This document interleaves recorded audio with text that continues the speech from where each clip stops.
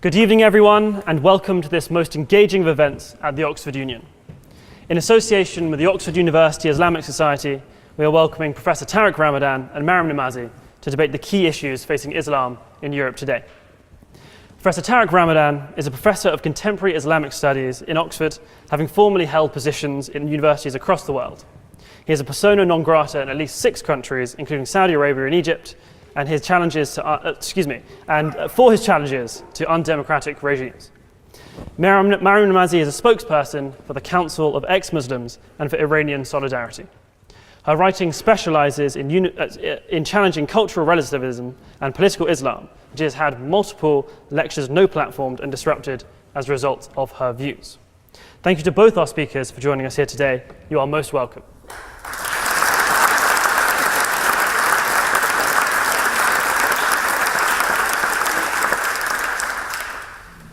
In terms of the format of the debate, the evening will run as follows. Each speaker will have 6 minutes to respond to the first 2 questions, which I will ask, and 8 minutes to respond to the third question, again, which I will ask. I will then open up the floor to the debate. Questions from the floor must be addressed to both speakers, and the speaker will have no more than 2 minutes to answer. I will ding the bell when the speaker has 1 minute left for any response or statement. With that, I'll move to my first question. Was the Charlie Hebdo cartoon of Muhammad Islamophobic? Professor Ramadan. Thank you. Thank you for the invitation. Because we don't have much time, let me go straight to the point. I think that when it comes to Islamophobia, we have to be quite clear about the definition, because not everything is about Islamophobia. And I think that this is a term which is sometimes misused. When there is a critical take on an Islamic or a religious principle, when it's criticizing the behavior of Muslims or what they are thinking, this is not Islamophobia. Islamophobia is a type of racism against Muslims when we are targeting Muslims because they are Muslims, whatever they think and whatever they do. And when it comes to Charlie Hebdo and the way they were treating Islam, it's quite clear that we have to look at what was done within a specific atmosphere in the French society. 75% of the people in France, when it comes to the survey, are thinking that the perception of Islam is negative. So Islam is a problem per se. It has to do with violence. It has to do with discrimination of women. So we are not dealing in a void. We are dealing within an atmosphere, and the way they were treating Islam was quite specific. Yes, it's true that Charlie Hebdo was targeting Christianity, much less than Islam. They were targeting some other religious principles of other religion, but in fact the way they were treating Islam and the way they were treating it within the atmosphere in France was nurturing a clear type of racism. So yes, at the end, if you look at the atmosphere, if you look at the context, it's quite clear that they were nurturing and targeting Islam, not only because they were targeting terrorism or some of the attitudes of Muslims, but it was very much about the very essence of Islam and making it, being a Muslim in France was a problem and nurturing a sense of alienation in the whole discussion.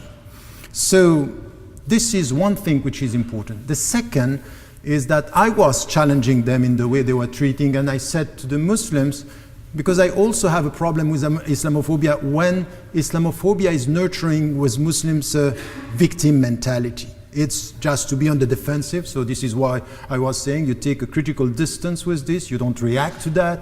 It's exactly what they want. They are provoking a reaction and they want Muslims to react in such a way.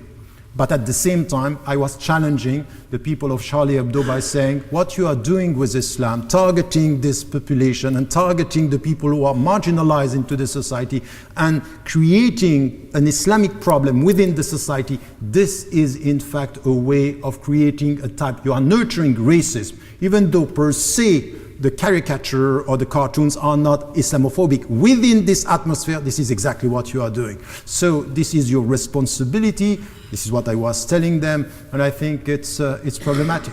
Add to this, which is important in the whole discussion, is the double standard.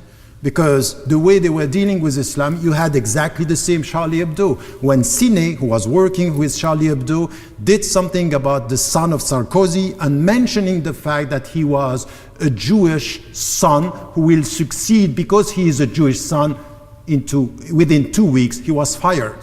So how come when it comes to Islam, you can say whatever you want in the name of freedom of expression, and when it comes to a specific discussion about the Jewish tradition, you can't do this? And when I was saying, how come you fire this one and you are nurturing and promoting that one? They say, not in the name of freedom of expression, not everything can be said. So when it's about Islam, you can say whatever you want. Why is this important? Because you cannot just extract this without looking at the whole atmosphere in France with this perception that Islam is a problem, Muslims cannot integrate, and you are targeting the Islamic values are saying they are problematic per se.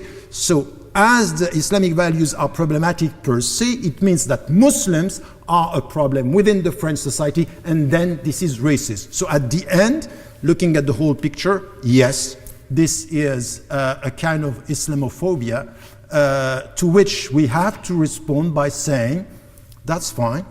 Freedom of expression is freedom of expression.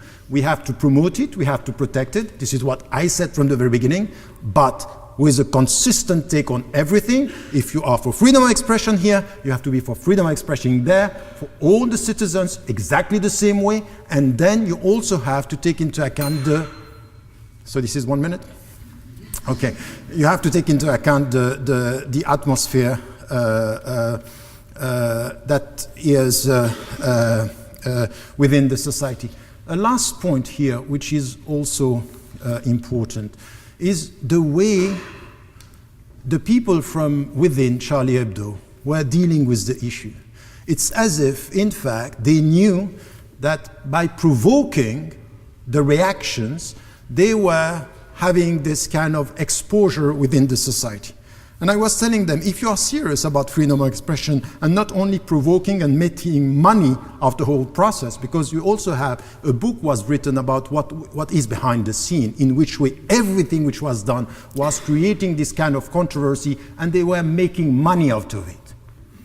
And I told them, if you are serious about this, take all the money that you are getting and give this money to African countries just to show that you are serious about the principles and not using the controversy to get more exposure, because you know that Islam is making money. So yes, they were Islamophobic because of the environment and because of the way they were dealing with it.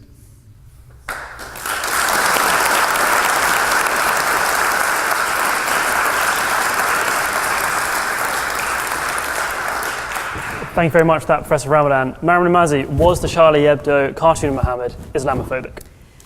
Thank you very much, everyone. It's a pleasure to be here and to be standing here. I think that criticism of religion, however offensive, isn't racism against believers. I think there is a misconception about this term. If we're talking about racism against Muslims, then I accept that we should use a term Muslim phobia or bigotry against Muslims. When it comes to Islamophobia, I have a huge problem with this term because I feel that it is used in order to defend and protect criticism against Islam. And I think what it is doing is conflating blasphemy with bigotry in order to impose Islamist norms on the wider society.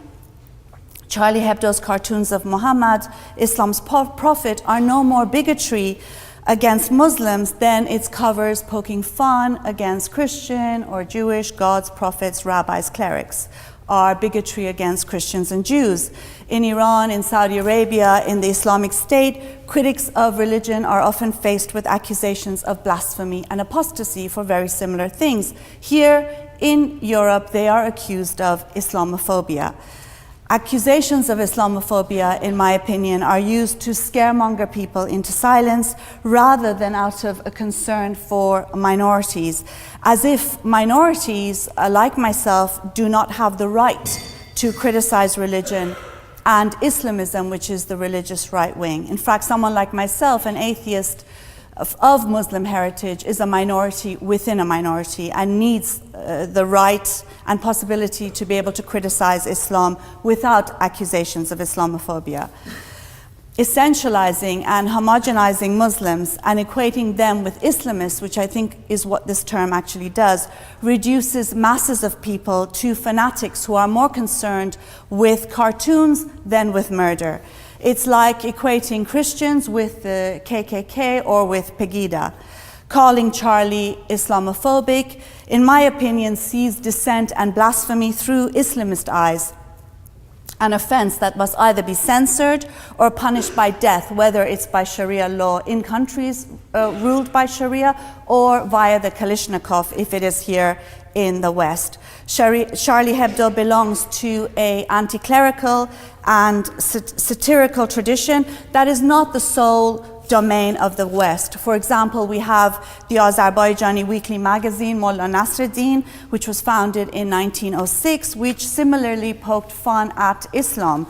Muhammad was also depicted in the weekly, and mullahs in Persia at the time, it's called Iran today, issued a fatwa calling for the death of its editor, Mirza Jalil. You've got many examples of this nature. The deeply anti-religious writer Sadiq Hidayat, who died in 1951, he's another example where he said heaven is the best excuse to make this world into a hell. The conflation of entire communities and societies with Islamism refuses to acknowledge that there are many within those who are considered Muslims, which, by the way, include reformers, include secularists, including believing secularists, as well as ex-Muslims and atheists, and feminists, socialists, and so on and so forth, who also want to and need to criticize Islam and Islamism, often at great risk to their lives. People like Raif Badawi, who has been sentenced to 10 years in prison and 1,000 lashes merely for raising the question of religion and politics. Bangladeshi bloggers like Avijit Roy, who was hacked to death for his books on science and religion. Hesameddin Farzizadeh, a 23-year-old writer and student in Iran, who's been sentenced to death for a book examining the history and questioning facets of Shia Islam. Abdulaziz Douada, an Islamic scholar who has been sentenced to death in Nigeria for a lecture which was deemed blasphemous against Islam's prophet, and on and on. Saying Charlie is Islamophobic is as absurd as saying Raif Badawi or Fatima Naout, now given 3 years imprisonment in Egypt for insulting Islam because she criticized Islamic animal slaughters. It actually means that these people are also bigots, which is absurd. Algerian sociologist Mariama Helaloukas says this distorting Eurocentric vision sees Muslims only as victims and oppressed minorities, whereas just crossing a few borders could allow one to appreciate the Islamist nature and political program, whether it regards women's rights, whether it regards blasphemy laws or free thought.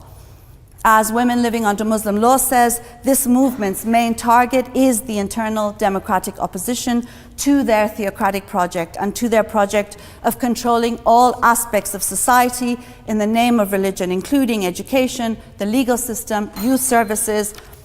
When they come to power, they silence people, including cartoonists. What is really being said when Charlie is accused of Islamophobia is that criticism of Islam and Islamism are forbidden, blasphemy laws are required to protect Muslims, or rather Islamist sensibilities, and that therefore threats and actual murders of critics is perfectly legitimate, whether in Paris or beyond. Thank you.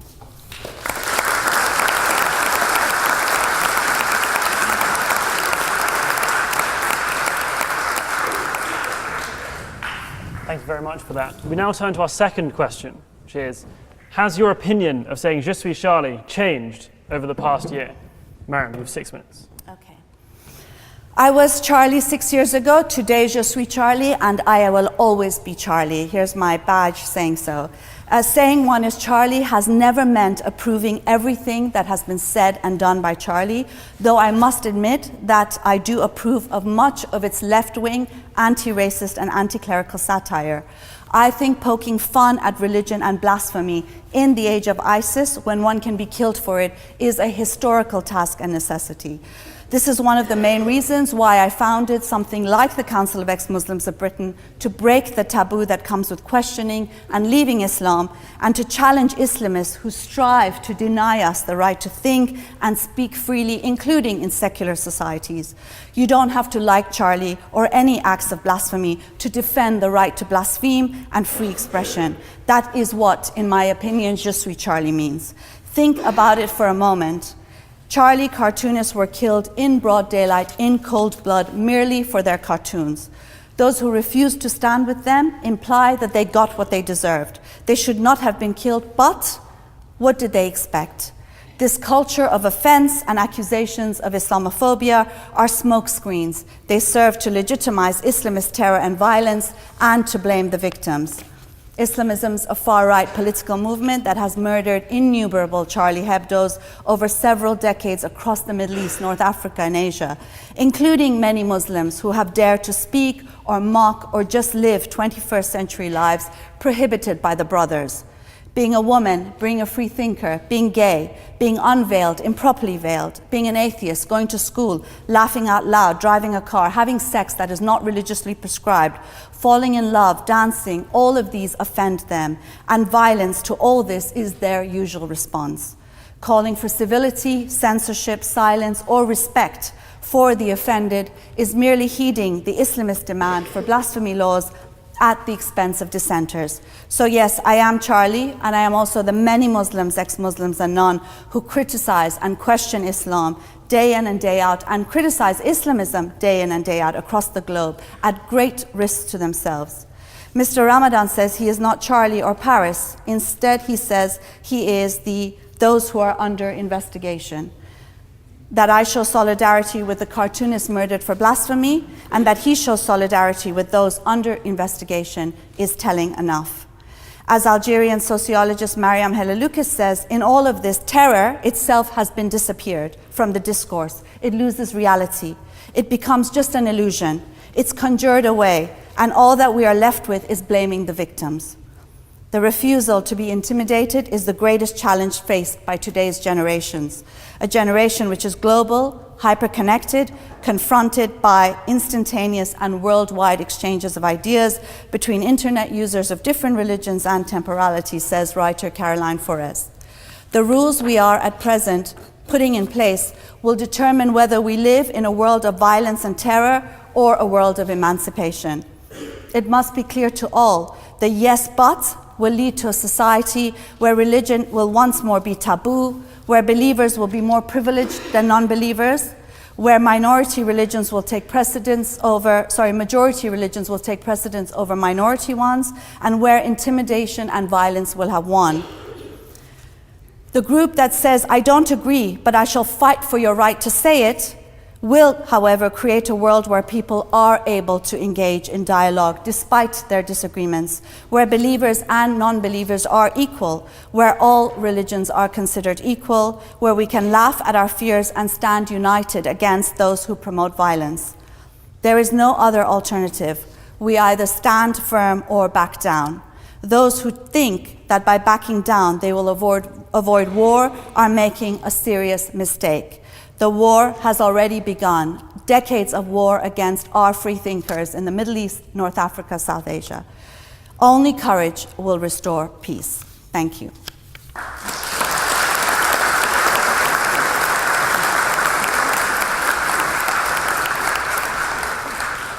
Thank you very much. Just to reiterate the question, has your opinion of saying Je suis Charlie changed over the past year, Professor Ramadan?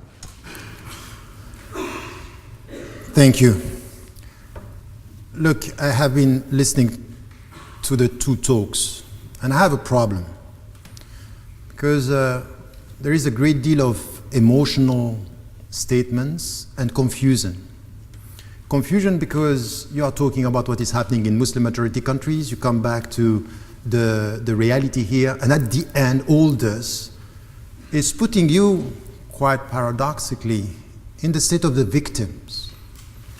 So you are talking about the victim mentality, but all what you are saying is that we are the victims of those Muslims and And by the way, we don't know when you talk about Muslims and Islamists and extremists.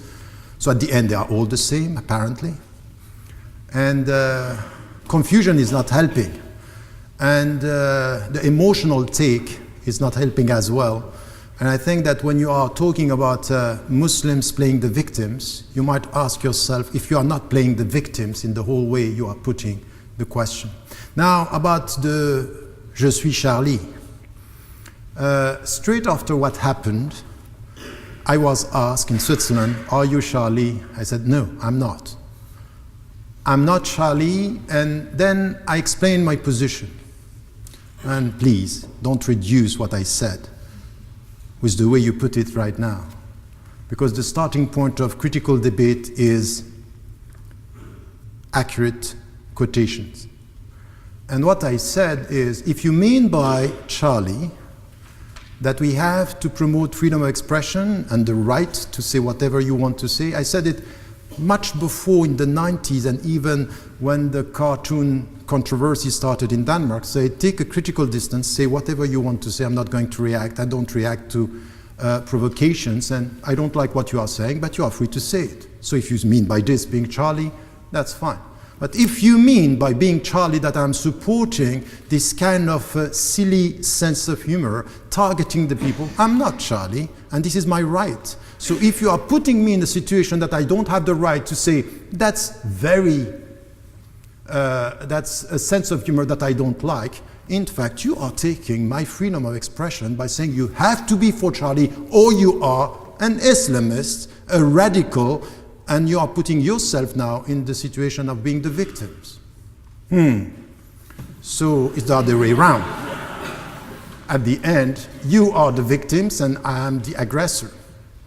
And at the end, all this was instrumentalized by the French government and many, many leaders around the world. Are you Charlie with Bongo? Are you Charlie with Netanyahu, who are leading the demonstration in Paris? I'm not with these people, and I don't want any kind of instrumentalizing the emotional politics that happened just after this. I prefer to be clear on a rational, reasonable statement saying, Charlie for freedom of expression, yes. Charlie to target and stigmatize people, never. And then, when I was asked, are you Paris? What I said is not only I'm not Paris. I said, I'm Paris if you, with me, you add, I'm Beirut, I'm Ouagadougou, I'm Baghdad, I'm Damascus, and I'm Gaza. If you say with me, you are all this, let's go, I'm Paris. But if it's Paris and nothing else, no, I'm not Paris. Is it clear? That's my position. Because I think that the problem that we have with your positioning very often is that you are reducing the statements and the vision of the other by saying they are all the same. This is what they are saying. We are not as simplistic as that. It's a bit more complex than being on one side. And I never said yes, but I'm always saying yes, and. And you have to come to the complexity of the issue by saying, look, I'm not going to support these people, and when I said to the coward sense of humor that these people had, because targeting the marginalized community in France and saying this is what Islam is all about. No, by the way, I never, and I would never say that you are Islamophobic. You have the right to criticize Islam and some of the Islamic principles. Go ahead, do the job, do what you want to do, but don't reduce your position to something which is targeting the Muslims and doing what they were doing and the way they were doing it. Now, by saying this, it's also something that I wanted to add here. Beyond the emotional politics and beyond the instrumentalization, I'm sorry to see that you are nurturing this and helping. And helping in a way which is, for me, very, very dangerous. You are not helping critical debate. You are exactly on the same way using the emotional politics to nurture a sense that we cannot have a critical debate with Muslims, because if they start taking a stand on some of these issues, it means that implicitly they are narrow-minded, they are Islamists, and they are radicals. That's not helping the debate. You are not helping the debate. And I would rather suggest that we come to something which is what we need to do.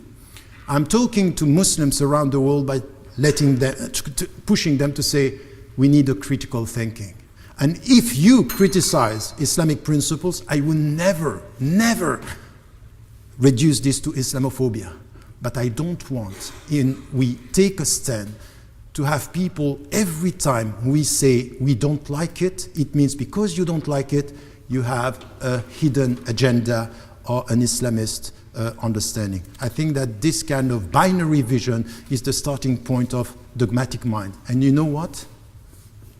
You know what is dangerous? You can be an ex-Muslim and having a dogmatic mind. It could happen. Thank you.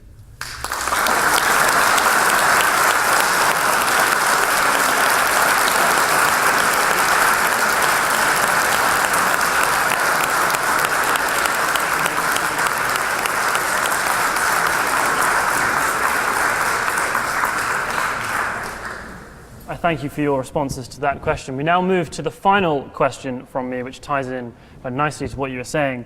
What are the rights and responsibilities of free speech? Free speech. It's me now. This is you, yes. Yeah. Okay, look.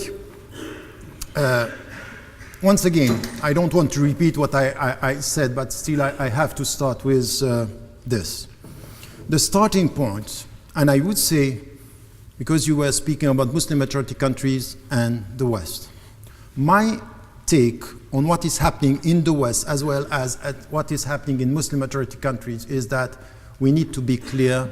Freedom of expression should be protected in Muslim majority countries as well as in the West. For me, there is no double standard. So if you are, and by, for example, I don't agree with anything which has to do with apostasy or blasphemy. When I was asked by the ISISCO and the International Islamic Conference to promote laws for blasphemy in the West, I say no, that's not the right way. It's not going to solve the problem. It's not by adding law and preventing people from speaking that we will solve the problem.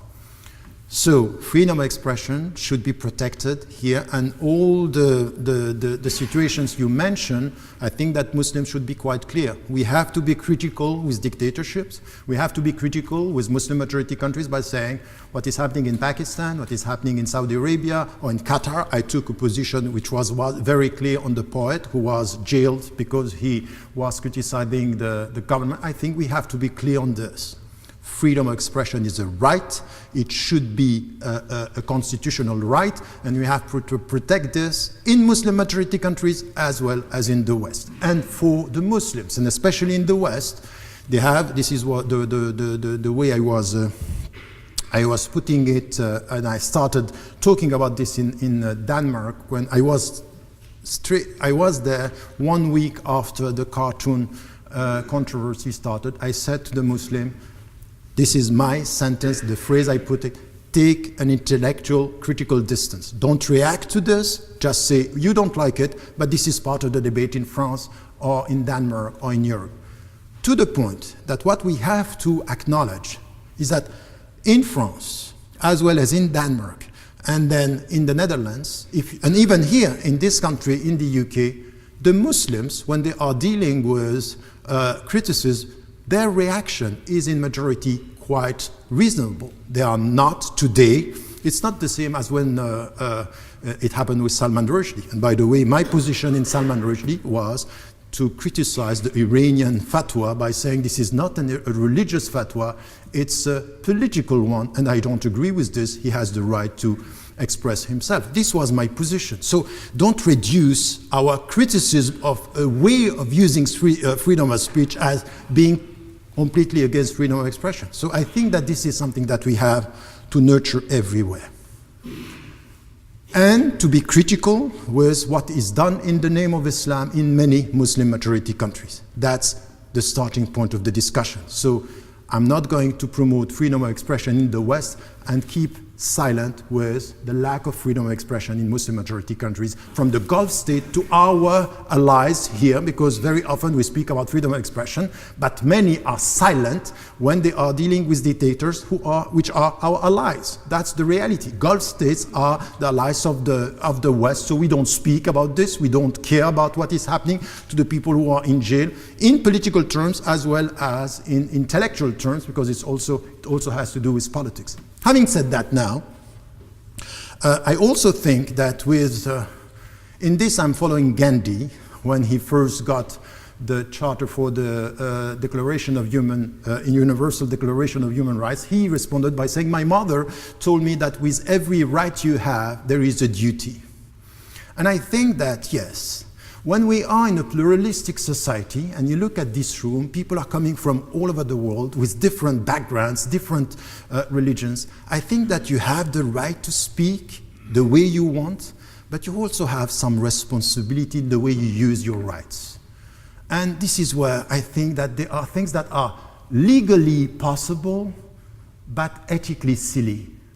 Yes, you have the right to, for example, I got people who came to me in the Netherlands say, they are criticizing Islam, we are going to criticize the Jewish tradition and criticize the Holocaust by showing that you cannot touch this is sacred. I said, that's not the answer. Of course you can mock the suffering of the people. Do you think that this is ethical? I can't do that, but it's silly. Am I going to do this? Am I going to criticize the religions or the suffering of the people? I think that there is an ethical way of dealing with your rights. It's legal, but it's silly to do it. So just be respectful, be respectful towards the sensitivity of the people, and this has to do with education. Civic education means know your rights, but know how to deal with your rights.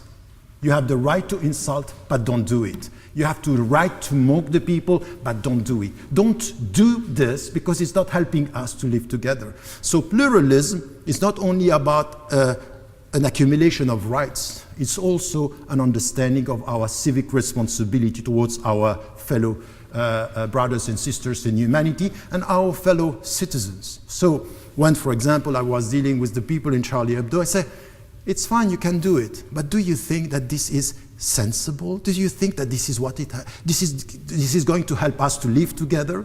So I would like people like you to be part of the discussion, not in a confrontational way, by saying, this is my rights and I have the right to do it. Yes, you have the right, and I would prefer to have this open space where we respect each other, we listen to our sensitivity, and there is something which is called collective psychology. And I was in India. You know, there are not Muslims in majority there. And a Hindu was telling me, you know what, there is something which is coming from the West, which is not our sensitivity. We don't laugh at religions. We don't laugh at spirituality.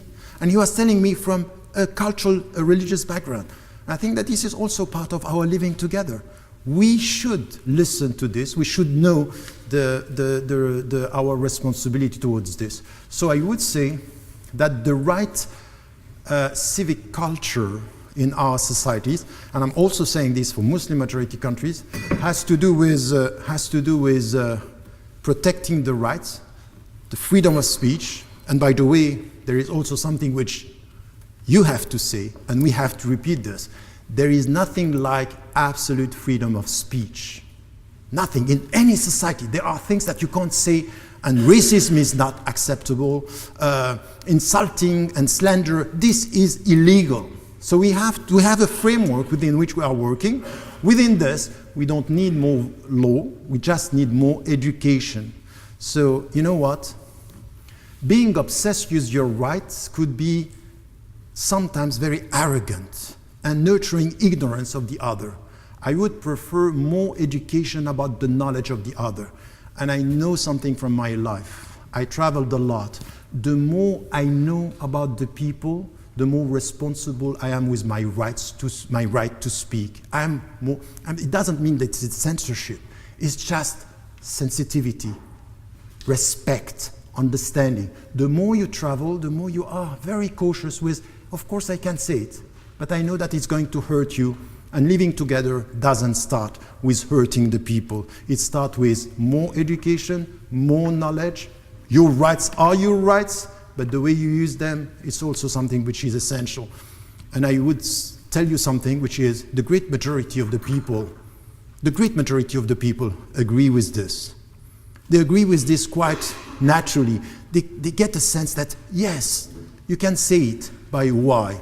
Why are you going to hurt the people just for the sake of showing that you have this freedom of expression? So more education, more respect, and less obsession with my rights, and more understanding of our living together. This is the way I would put our responsibility towards freedom of speech. Thank you.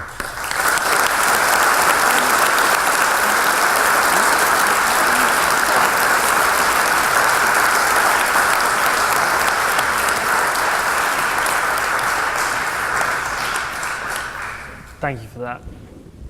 I now would like to repeat the question. What are the rights and responsibilities of free speech? Mariam, you have 8 minutes.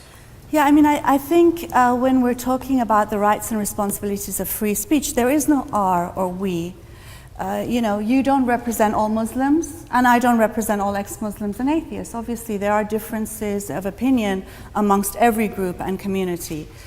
And so, the reality of the matter is that this conflation between Islam as an idea that can be criticized, Islamism as a far-right political movement, which is the fascism of our era, in my opinion. It represents, whether it's the Muslim Brotherhood, whether it's the Iranian regime, whether it's ISIS, whether it's the Saudi regime. It's a far-right political movement that uses lovely, flowery words, often doublespeak, to defend the rights of the Islamists by pretending that they are defending the rights of all Muslims. There is no ROE. There is no ROE. There are many, many Muslims who are languishing in prisons and facing the death penalty for criticizing Islam, not even criticizing Islam. You have 27 Qurani Muslims in the Sudan. They believe that the Quran is holy. They question the hadith. They are now facing the death penalty. This is not just a question for ex-Muslims and atheists. There are many Muslims who face, the wrath of the Islamist movement. So I think one of the things that's often done is that these three are conflated together, and therefore, if you criticize Islam or you draw a cartoon, as Charlie Hebdo did, here's the cover of after the attack on Charlie Hebdo, which is actually a statement on fanaticism, not on Muhammad, Islam's prophet. So when you see something like that, it's not automatic that every Muslim is offended by Charlie Hebdo. There are, for example, journalists in Turkey who printed the Charlie Hebdo cartoon. There was a Iranian state-owned press that printed the Charlie Hebdo cartoons and was shut down as a result. There were lawyers and journalists who tried to rally in defense of Charlie Hebdo in Iran and were stopped and beaten back by security agents. And there were cartoonists from across the Arab world who showed their solidarity with Charlie, and they were able to say, "Je suis Charlie." That doesn't mean that they're siding with every reactionary head of state that silences free speech, that censors free speech by pretending to side with Charlie, the Saudi government coming and siding with Charlie when it's murdering its free thinkers there. But what I'm saying is that there is no us and we. There are many Muslims who defend Charlie because in defending Charlie, they see that they are defending themselves.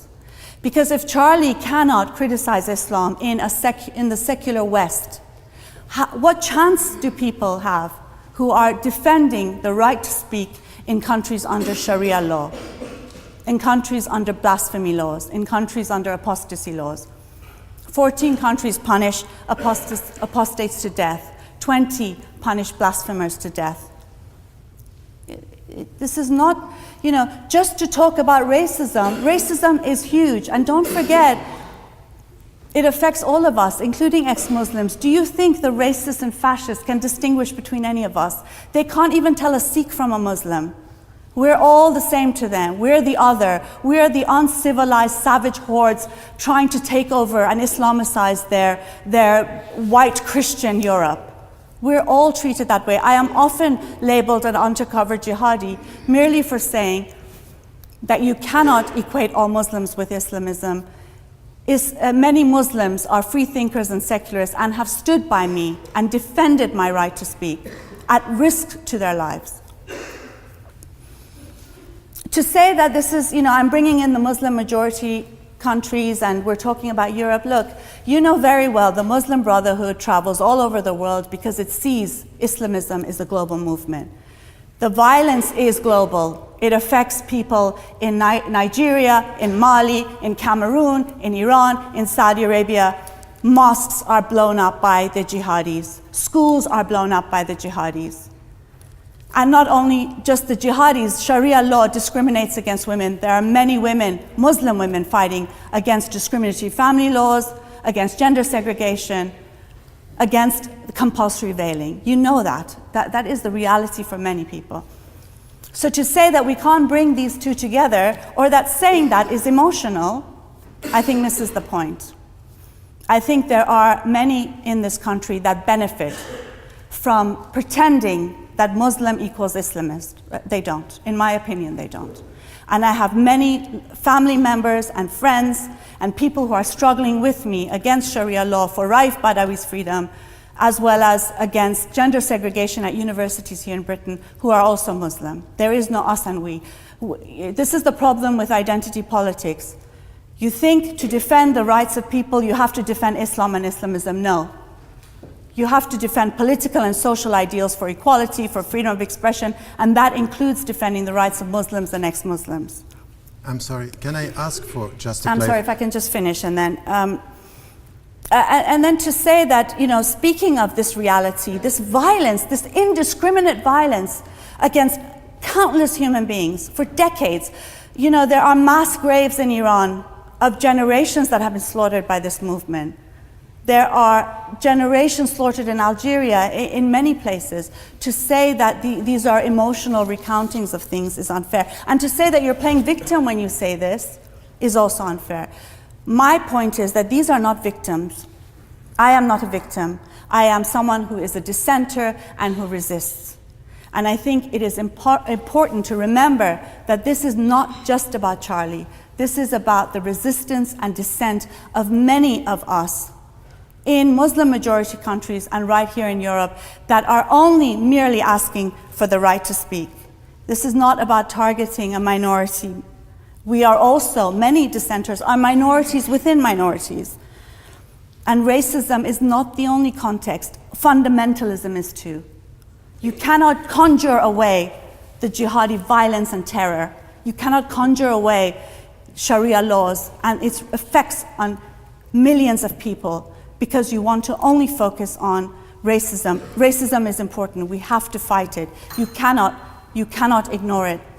But do not hide behind a defense of a minority, and in effect, what you're doing is defending Islamism. For me, I think free expression is key here. It's the only way that many of us are able to speak and to breathe and to challenge that which is oppressing us. And therefore, I think it should be free for everyone. It should be unlimited. I don't agree in any double standards. I think unless there is incitement to violence, and a lot of Islamists actually incite violence, unless there is incitement to violence, it should be free. It cannot be free unless it is free for everyone. But especially if it is free for Islamists, it should be free for the dissenters as well. Thank you very much.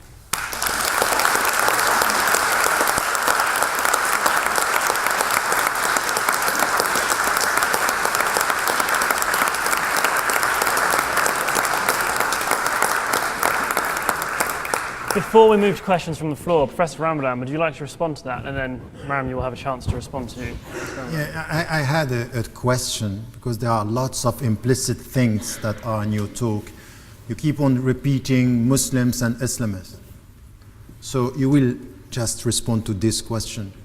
In all what I said now, you have the impression that I am an Islamist. This is what you are implicitly repeating. No, I believe that. I'm not implicitly repeating it. So- Sorry. Just to be very clear. Thank you. Exactly. Yeah. Thank you. You're welcome. Like this, it's clear. Yeah. And now you have to prove it. In all what I said, I want you to be clear. And by the way, you know that you didn't respond to the question. The third question was missed. Well, don't worry. I I know. You will come. they won't understand a word I said, so it's fine. No, but the last question was very important. Well, it was the most important I think one. free expression is important. So, and can I ask you unlimited. something? Yeah. I want you, in a clear way, without implicit statement, to tell me where and when, in what I said tonight, there is something that you can call Islamist. By this, you have to define Islamist. Okay? I want this. The second thing, which for me, it's problematic in all what you are saying. I was not saying we and you, us and them. I was talking to you by saying from your position. And by the way, you will find me in your support in anything that you have to say here or in the Muslim majority country. I will defend your right to say what you have to say. That's the starting point of the discussion. But yes, there is a we and there is a them. How? Not by saying we Muslims versus the West. No. My position here tonight is to say lots of the people who are here who are not religious, some of them are Muslims, others are Christians or Jews, could come together and in the name of freedom of expression could say you are free to speak, but you have to be respectful of the others. This has nothing to do with Muslims versus the others. It is human rights and no double standard. So the last thing is, you said there is no double standard. Have you been against Charlie Hebdo when they fired Siné because he said something about Sarkozy's son? Were you there? If not, why? Okay. I think when we're talking about the question of free expression, when you say you will defend my right to say it, but you must be respectful, but there are responsibilities. I didn't say that. Allow him to finish. I didn't say But but. if we allow him to finish. But there needs to be responsibility in what is said. The but is a form of nicely restricting free expression. Saying that one who criticizes religion offends one's, the sensibilities of some doesn't take into account my sensibilities. I am offended when you go on TV and do not call for an end to stoning, but merely for a moratorium. I am offended. That's so mean. I am offended when you defend segregated swimming pools and you tell people that they should only shake hands if they have to with the opposite sex. It offends my sensibilities too, but that's fine. I can handle it. What I'm saying is that when we discuss free expression and we add buts to it, it is a way of censorship. It doesn't mean we don't respect each other as people. We must respect each other as people, irrespective of our beliefs. We must. We must. For me, I think while ideas are not sacred, human beings should be. But respecting people doesn't necessarily mean respecting ideas. We don't have to do that. You don't like my ideas, I may not like your ideas, that's fine. But if we start restricting what we can and cannot say with buts, we're not going to be able to give the possibility to speak freely, and we need to speak freely. We need to speak freely. Again, I don't subscribe to this whole idea of clash of civilizations, us versus them. I think that there are many Muslims, ex-Muslims, non-Muslims who are secularists, who are fighting the theocrats, the Islamists. The goal of the Islamists are to impose their project wherever they can, their theocratic project. Wherever they have the slightest amount of power, it is the end of free thought, the end of blasphemy, the end of apostasy, the end of women's rights. Therefore, what the only thing that most people have, that we all have in response to this movement, which is a fascist movement from the Muslim Brotherhood to ISIS to the Islamic Republic of Iran, is free expression. So please do not tell me, speak but respect my sensibilities. Speak but please don't offend me. Speak but don't be Islamophobic. Do not incite hatred, which is not, in my opinion, I'm challenging hatred, but that's what it's called in this day and age. When you say but, it's a restriction, and I think we should speak freely as long as no violence is being incited. But let's hope the Islamists can manage that. Thank you. We'll now move to questions. You forgot my first question It doesn't about matter, I Islam. don't have We will to. now They can move read- to they can questions read from the lots of floor, things. where I'm sure these issues will come up. So if you'd like to ask a question, please raise your hand high in the air, and someone will come round with a microphone which will amplify your voice. If we can please go to the second row here. Hello. So please also remember to address your questions to both speakers. Yes, thank you very much. Oh, do you want me to stand up? I'll go on then. Well, thank you very much to both of you. It's been quite a heated debate, I think, so far. I know. Heated? I know. It was a nice one. My question is, does mainstream Islam in Europe, or in Britain, I don't mind which way you choose to answer it, need reform? And if so, in what ways and to what extent? Do you mind if we start with Mariam, and then we'll come to you, Professor Sood? 2 minutes. Sorry, can I just put my timer on? Yes, Sorry. of course. No, okay, yeah. I don't think that religions, well, if they need reform, it's up to believers to decide what form of reform that is needed. I think, in a sense, Islam is going through a reformation. ISIS is Islam's reformation. And that actually what we need is an enlightenment against the Islamic Inquisition, as we did during Christianity's Inquisition. But I do want to also say this, that I think Islam is a lived experience, and that all people are much, much, much better than the tenets of their religious texts, whether it's the Quran, the Bible, or the Torah. And therefore, I think that, if people want to reform their religion, that's their prerogative. For me, the issue is to live in societies where religion is your right, but don't forget the right to religion has a corresponding right to be free from religion. And that freedom to be free from religion is impossible in theocracies. And I think, therefore, secular societies are better for all. Thank you. Professor Ramadan. So now when you do this, we have to stop. Oh, no, that's 1 minute. You had 1 minute. Yeah, you had 1 minute. Go It ahead. doesn't matter, it's okay. Go I'll ahead, let you go speak. ahead. Go ahead, no, it's fine. Are you sure? Yeah.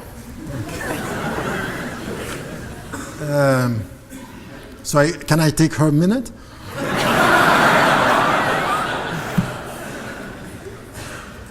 Look, just very quickly to react, because I didn't have time.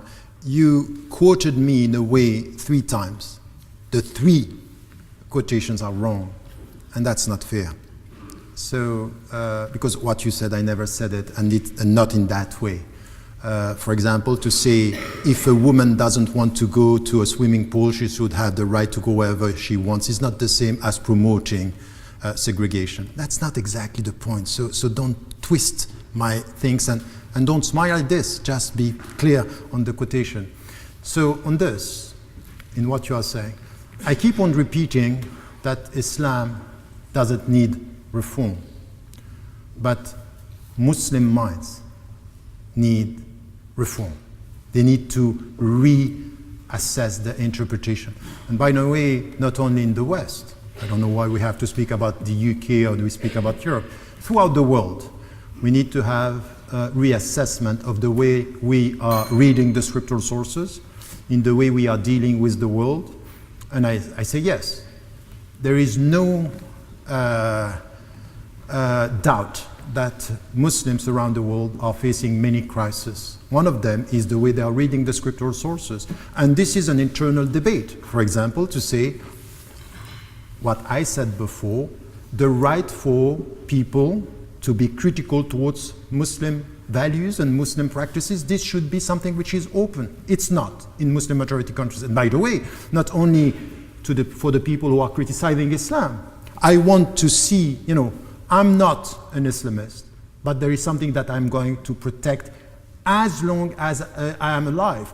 is anyone is facing dictatorship and end up in jail, I would expect from someone like you to say the dictators are not only Islamist dictatorship, but also the secular dictatorships. I want you to speak about Egypt the way you are talking about Iran.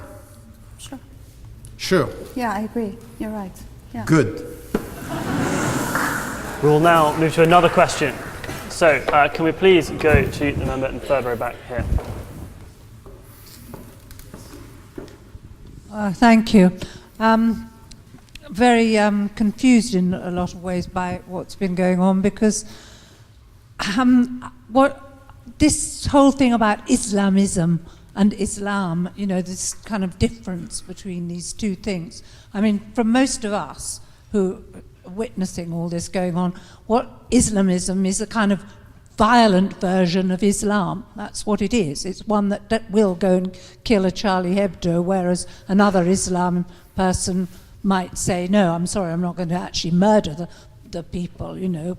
But there is not a difference in kind of the theology of it all. The theology of it all is the caliphate and the wanting that the whole world is going to be run by an Islamic creed and this theocracy. And I think that's what we're all afraid of, is that if it happens, if lots of kind of people from Islam come into our countries, we're going to suddenly find that we're being ruled by the kind of theocracy that... Sorry, is there a question in there? And please? that's the question. I mean, are you going to tell me that I'm actually going to be able to say that, you know, I don't wish to be ruled in this way, that I'm, you know, I feel that we're not free, and many of us are frightened even now to speak, to say something like I'm saying. A lot of people wouldn't even dare say that. They'd think, golly, somebody's going to throw a brick through my window if I start criticising or suggesting that I might be afraid of Islam. Okay,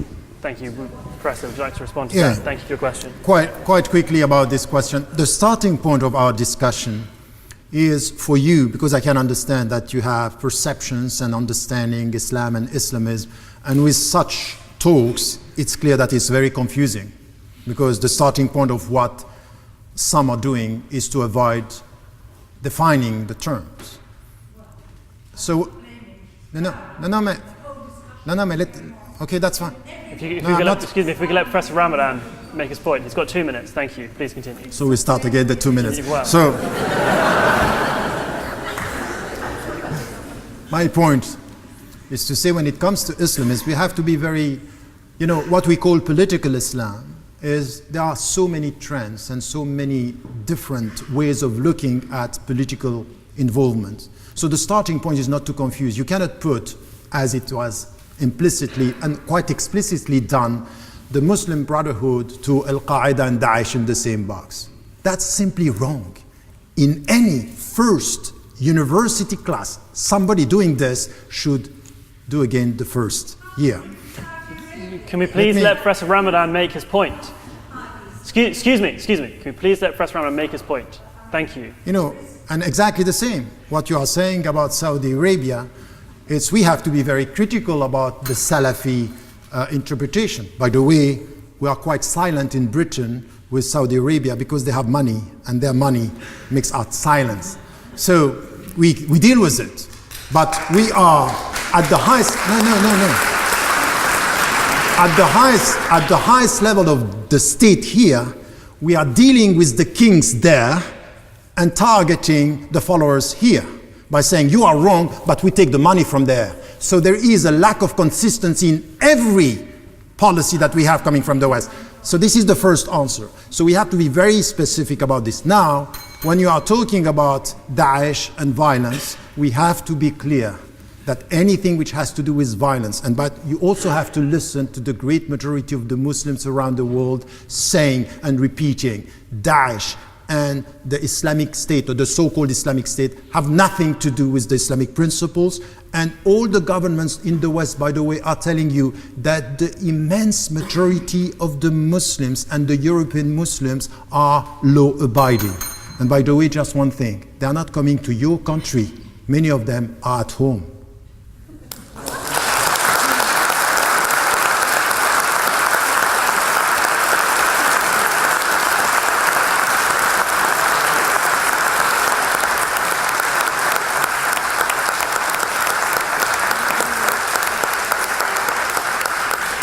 Maryam Namazi, you have 2 minutes to respond Thank to the you. debate.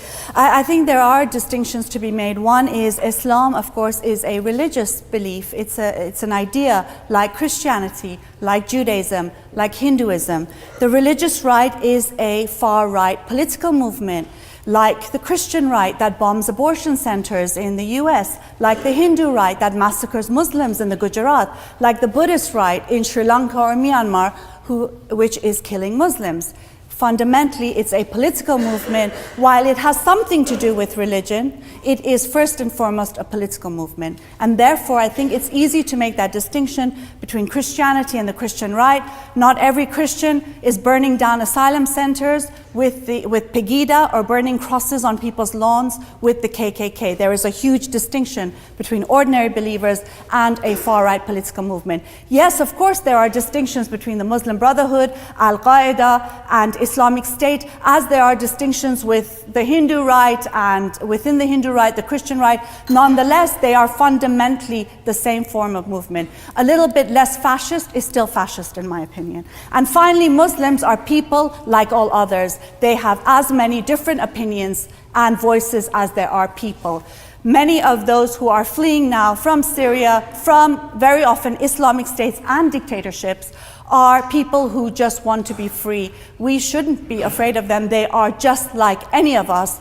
They are voting with their very feet, despite the fact that the Islamic State has issued fatwas saying that to leave Syria and Iraq is a crime, an apostasy crime. They are voting with their very feet because they also dream of freedom and equality. And that's why these are not Western demands, they are universal ones. And for me, I think open borders is the key in a global age where flight is the reality for many. Look at those people as people who are coming to bring universal values. Many of them are, a vast majority are. Thank you.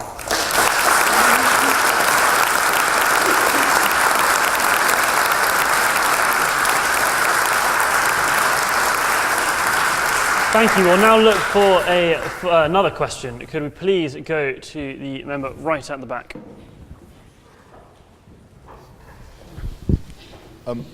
Hi, Mariam. I used to live in Dubai, and whilst there, I found myself accepting the fact that actually, when you went into Can you keep your microphone to your mouth so we can hear you, please? when you enter a shopping mall, I found myself accepting the fact that actually, girls were encouraged to cover up their bare shoulders. Does this make me an Islamist? Sorry. What I'm trying to ask is basically how your definition of Islamism seems to imply that any imposition of Islamic culture in any public place is fundamentally wrong. Why do you think this? And surely when it's something which is so slight as that, that can be tolerated. Is this a question addressed just to Mariam?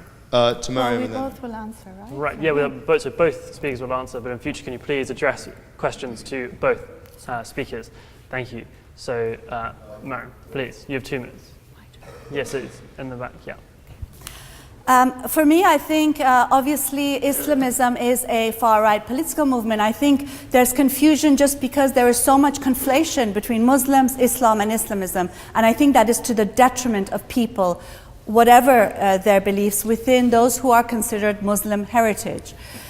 Islamism to me is a political movement first and foremost, so it's not individuals practicing their religious beliefs, my parents fasting or going to mosque or what have you, what ordinary believers do. It's very different than a political movement that is trying to impose a caliphate, which is an Islamic state, that is trying to impose Sharia law, which, by the way, we often hear about jihadis and how, that is the violence that one needs to be concerned about. This is very much the British government line and other government lines as well. However, for me, that's not the only concern. Sharia law is a form of indiscriminate violence against the populations where it rules. We're not just talking about amputations for stealing or stoning. for adultery, but also discriminatory family laws, women's rights to divorce, to child custody, women's testimony being half that of a man. These are major battlegrounds for many women and men in Muslim-majority countries and also here in Europe. So that's the distinction. Islamism is a far-right political movement. If you can tell the difference between a Christian and a member of the EDL, then I think you should be able to tell the difference between a Muslim and an Islamist. Professor Ramadan.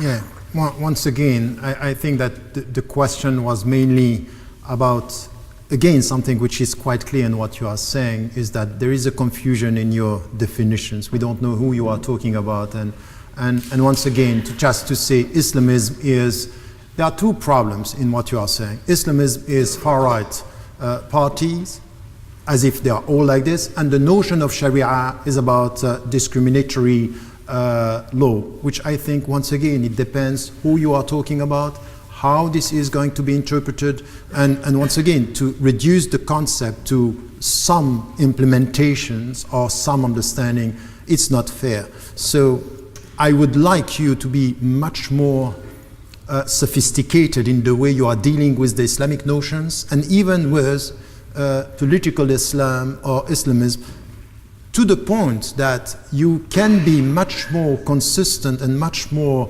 efficient in your criticism if you don't put everything in the same box and say they are all the same. And because at the end, this is used also by some dictators who are doing exactly what you are doing. They are saying all our opponents are Islamists, they are radicals, so we have the right to oppress them. And I think that this is very dangerous. I would like you as well to be, as I said, and I repeat this, quite clear about the repression that some of the political activists are facing in secular dictatorships. And unfortunately, we don't hear you enough being critical towards the dictators. It's as if you have one target, is the religious dictatorships and not the others. Just be consistent. Be critical to all the dictators, and the secular dictatorships are as bad as any religious dictatorships. The last point that I wanted to make is, for example, we have to be quite clear about the violence and Daesh. Please don't confuse what Daesh and the Islamic State are doing with other Islamic trends in the Muslim majority countries, because that's not fair.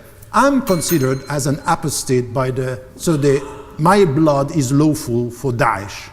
I'm quite happy with that. As much as I was happy not to be able to enter the United States of America under George W. Bush. It's an honor just to be perceived as an apostate and not to be, that's an honor. I'm serious about that. But at the point, it's not for us now to play the victims and to say, oh, we are rejected. We have to take a stand. We have to be consistent. We have to be clear to the definitions that we are using and the principles that we are defending. And unfortunately, even in what you are saying, there are double standards. Thank you. We'll now look for another question. Could we please go to the member in the front there with the glasses? Yeah.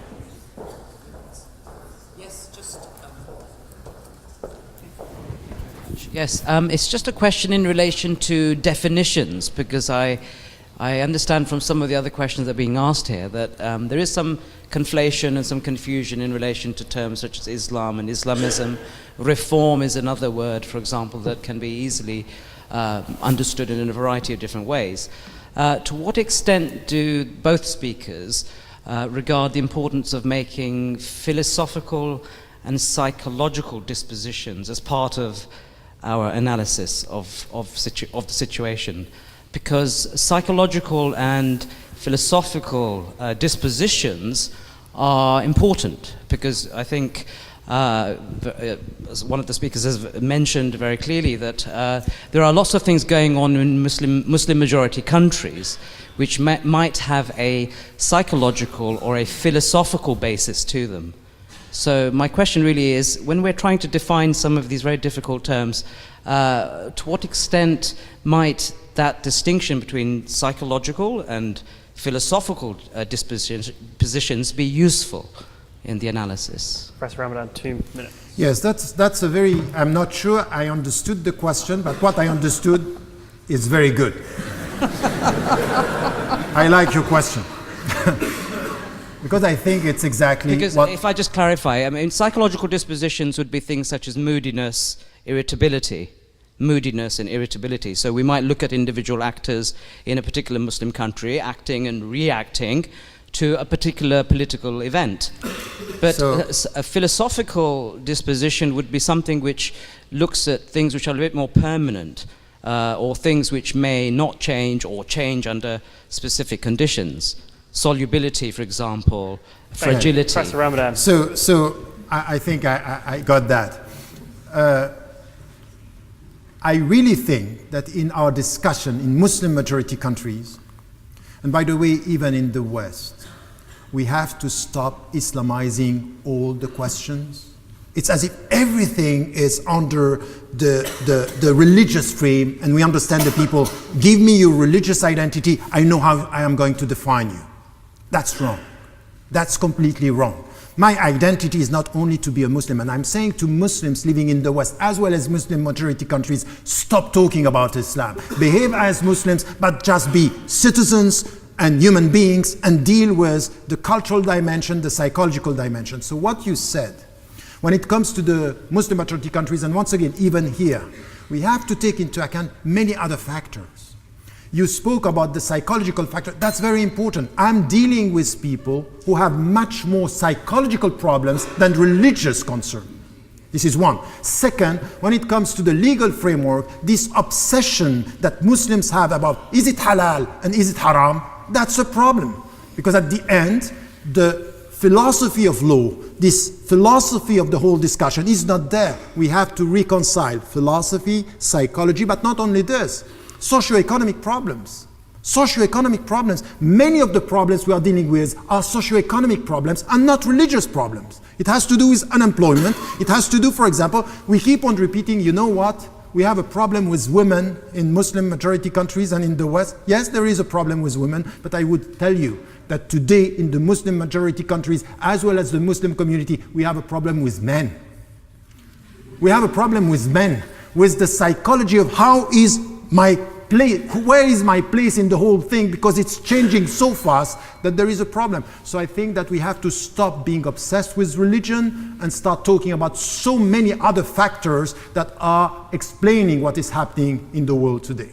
Thank you, Professor Ramadan. Myron Maz, you have 2 minutes. Yeah, I think there are many different factors that feed into this question, but I think I'd like to go back to the fact that it is a political issue first and foremost. When you talk about this obsession with religion as the only marker that identifies people, this is partly because of a religious right wing that insists and continues to label entire groups and communities of people as Muslim and only as Muslim. And of course, the Iraqization of the world, the separation of entire societies based on ethnicity and religion and culture hasn't helped.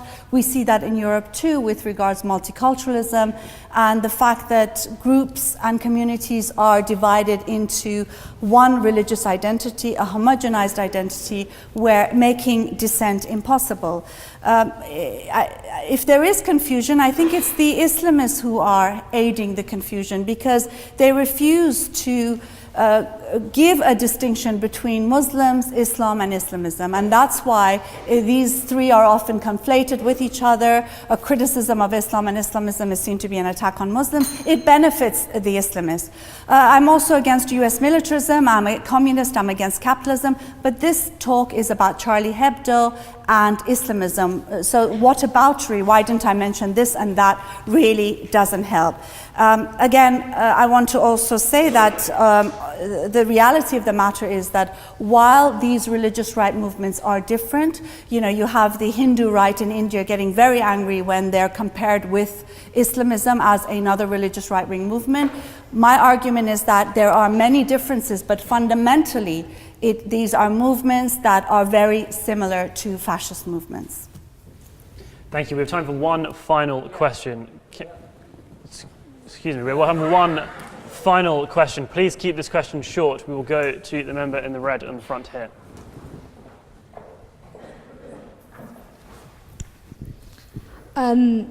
This question is probably aimed at Tarek, but I actually think both speakers can answer it. I completely agree with your distinction that when we're talking about reform, you're talking about reforming Muslim interpretations rather than Islam. I completely agree with that. What I do want to ask, and it's probably the same for all monotheisms, all religions of the book, all Abrahamic religions, is it the case that, and I'm not sure about this, but is it the case that there is something within Islam, and I can qualify this, or within religions, that prevents or hinders reform? So, Mariam, you will answer this question first in the order, so you have 2 minutes to answer this question. So I'm the last one. You That's are the good. last one, that's right. I'm lucky. It's following the order. Of course, you're going to have the last word, but still not the best word. On the issue of reform, I think, look, in my opinion, we're living under an Islamic Inquisition like the Christian Inquisition. And I think when you're living in such a situation, reform is impossible because a lot of Muslim free thinkers and reformers, Muslim reformers, I'm not vested in this because I'm an atheist, but Muslim reformers are facing death threats, are facing imprisonment, and the death penalty, including, or death threats here in Europe as well. People like Osama Hassan, for example, that want to reform, that want to challenge the status quo. So I think when you are faced with a religious right-wing movement that has power, and that says that this is the interpretation, and that's the only interpretation that's going to matter, and that everyone has to abide by those interpretations, it makes reform very difficult. And that's why I think, in fact, challenging Islamism politically opens the way, and also by ways of blasphemy and apostasy. Whilst a lot of people may not like it, may feel uncomfortable with it, it is a way of challenging this movement and opening up the space so that actually the reform and dissent that's very needed can take place. So I think for any sort of challenging of religion, which is dogma, which is deemed sacred, which is untouchable, there needs to be criticism in order to do that. And to criticize, we need unconditional free expression. And that's something that unfortunately we're denied very often in Europe as well as across the world. And not just ex-Muslims, but many, many Muslims, minority religions, and agnostics, unbelievers, and everyone else. And that's why I think defending free expression is a defense not just of ex-Muslims and minorities within minorities, but of Muslims as well. And it's hugely important. Thank you.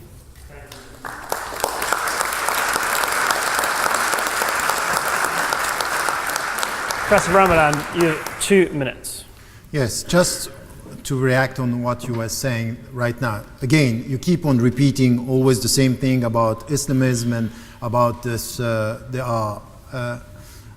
it's not helping. And then there is, I'm sorry to say, a kind of an obsession in the way you are dealing with the issue. For example, when we say we have to stop being obsessed with, why do you call yourself an ex-Muslim? Why don't you tell us who you are now, not who you were before? What is the meaning of being an ex-Muslim? I don't care about who you were before. Just let us talk about who you... So this obsession that I have, why? You know why? Because in the atmosphere, you are also playing a very important political role in the West now by being an ex-Muslim, being able to say something about Islam because you were a Muslim. Sorry? I asked the question. Can you please let speaker I have 2 minutes, so I'm sharing my time. That's okay? Respect his time. Thank you very much. No more interruptions on that regard. Thank you. So this is the problem, and this is my reaction to this. As to your question, I hope you're happy. So, yes, there are within all the religions, all the monotheistic religion, there are people from within, or powers from within. We have to understand this, that within religions there are spaces where power is at stake. Who is interpreting? And some they don't like the reformist approach. And I think that this is exactly an internal struggle.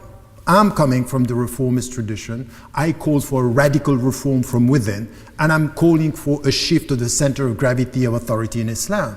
But this has to be done from within with quite a credibility and a credential from within. It's not by putting all the Muslims together, and this is why I'm not talking about reforming Islam. I want to reform the Muslim minds, their interpretation, and also to challenge the scholars. For example, by saying to the Muslim scholars, who I call the scholars of the text. You are not the only reference to authority in Islam. You have to deal with other scholars and scholars that are dealing with the world. So bringing together this discussion, it's important.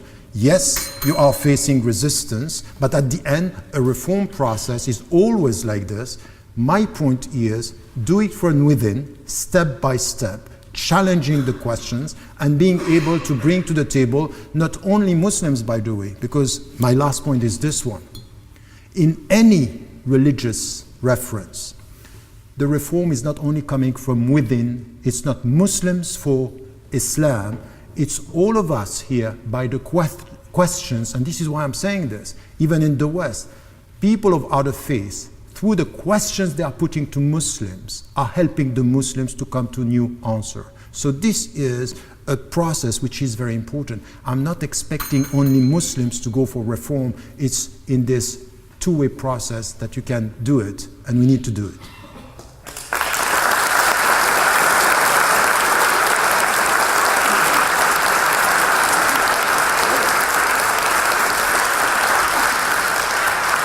I am afraid that is all we have time for. Thank you very much to everyone who asked a question this evening, and most of all, thank you to our guest speakers. Please can I ask everyone to remain seated as we leave the chamber, and once again, thank Professor Tariq Ramadan and Mariam Namazi.